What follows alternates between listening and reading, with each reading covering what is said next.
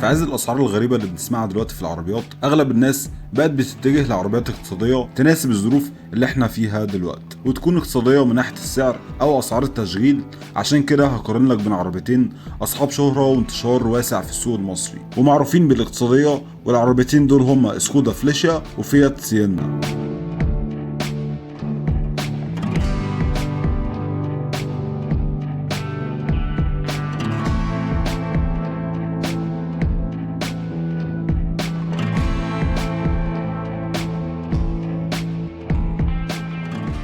فأول مقارنة هتبقى في الاقتصادية، فمن ناحية استهلاك البنزين فسواء سينا أو سكودا الاتنين بيجوا بمعدل متساوي، واللي هو 6 لتر لكل 100 كيلو. والمعدل ده طبعا بيختلف على حسب اسلوبك في السواقة او لو في اعطال او حاجة. اما بالنسبة لمصاريف التشغيل فالاتنين ما بيصرفوش بشكل كبير سواء صيانة او قطع غيار، والتقييم هيتساوى مع الاتنين 8 من 10.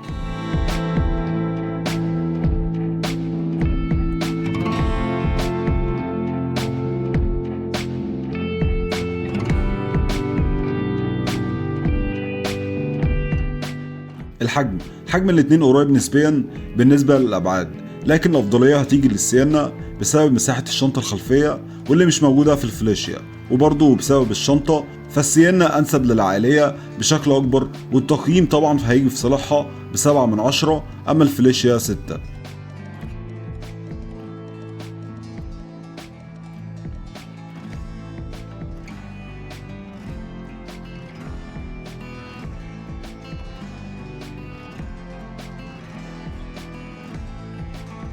التصميم، وبيظهر هنا تفوق السينا على سكودا في التصميم، وده لأن شكلها أقرب للعصرية بشكل كبير سواء في التصميم الداخلي أو الخارجي. أما السكودا شكلها مش متناسق، فهتلاقي الجزء الأمامي جميل وهجومي على العكس من الجزء الخلفي والشنطة، فبكده تتفوق السينا في التقييم ب6 من 10، أما الفليشيا 4.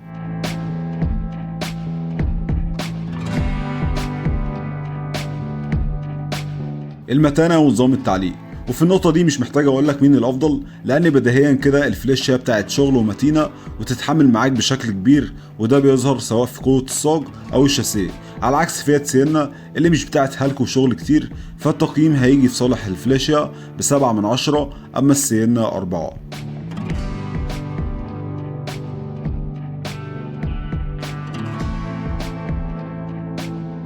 الاعتمادية، سواء السينا او الفليشيا فالاتنين موديلات قديمة ولازم تهتم بصيانتهم وفحصهم من وقت للتاني، لكن بشكل عام في عيوب في السينا خاصة مع الموتور في السخونة، وحلها زي ما ذكرت لك في الفيديو الخاص بيها بانك تشغل مروحة مباشر بشكل مستمر عشان تتفادى مشكلة السخونة، وانك تشيك على دورة التبريد، ووارد يبقى في حلول افضل.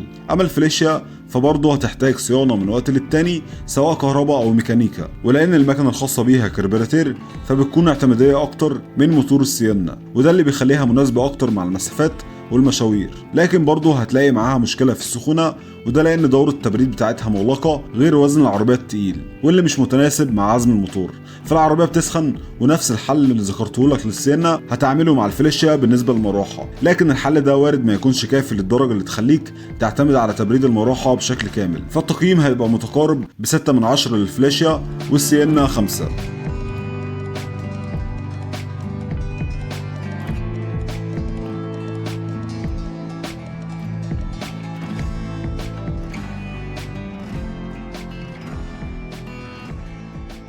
التسارع والسرعة القصوى، التسارع متقارب مع الاثنين بمعدل 12 أو 13 ثانية من 0 ل 100، أما في السرعة القصوى بتتفوق السينا بسرعة قصوى بتوصل من 165 ل 180 كيلو في الساعة، أما الفليشيا لحد 160 كيلو في الساعة، فبالتالي التقييم هيبقى في صالح السينا ب6 من 10، أما الفليشيا 5.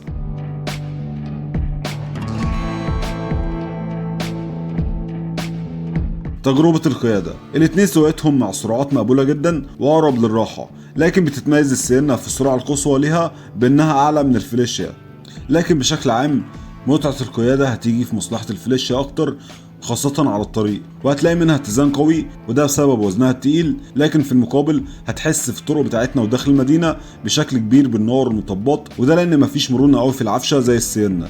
وبالنسبة للتوجيه برضو الفليشيا الدركسيون بتاعها بيكون اتقل في الحركة من السينا، فمن رأيي وبسبب سهولة القيادة مع السينا تجربة القيادة ليها امتع، والتقييم في صالحها ب6 من 10، اما الفليشيا 5.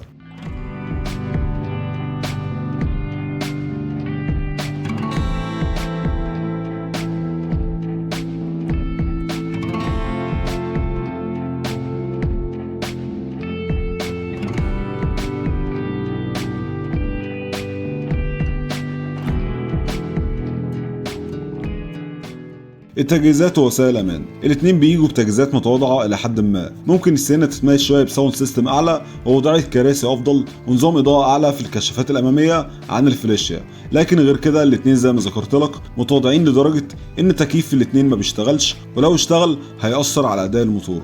وبالنسبه بقى لوسائل الامان فبحكم اتزان ومتانه صاج الفليشيا ونفس نظام الشاسيه فالافضليه طبعا هتبقى ليها عن السينا اللي مع الوقت بيظهر فيها الجوده الضعيفه للخامات. فبكده التقييم هيبقى من رأيي في صالح الفليشيا بسبب الاتزان اللي يعتبر أهم من التجهيزات ب6 من 10، أما السينا 4.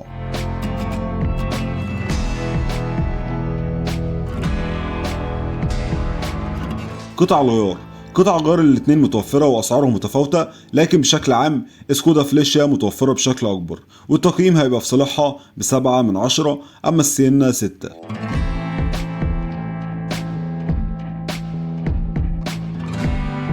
الصيانة زي ما تميزت الفليشيا في قطع الغيار بتتميز برضو في الصيانة، وده لأن صيانة السينا أصعب بسبب حوض العربية الضيق، غير إن كهربتها تحتاج لصنايعي مختص وفاهم، لكن بشكل عام الاتنين صيانتهم مش مكلفة، والتقييم هيبقى الفليشيا ب7 من 10، أما السينا 5.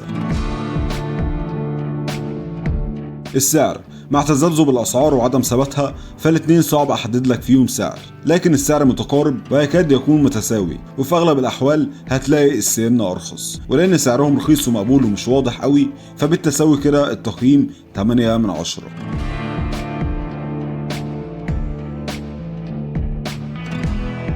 إعادة البيع نظرا لشعبية الفليشيا وانتشارها فإعادة بيعها أفضل بكتير من السينا، لكن الوضع ده مش مستمر، وعلى حسب حالة العربية والسعر المعروض فيها إعادة بيعها هتبقى أسرع، والتقييم بشكل عام هيجي في صالح الفليشيا ب7 من 10، أما السينا 6.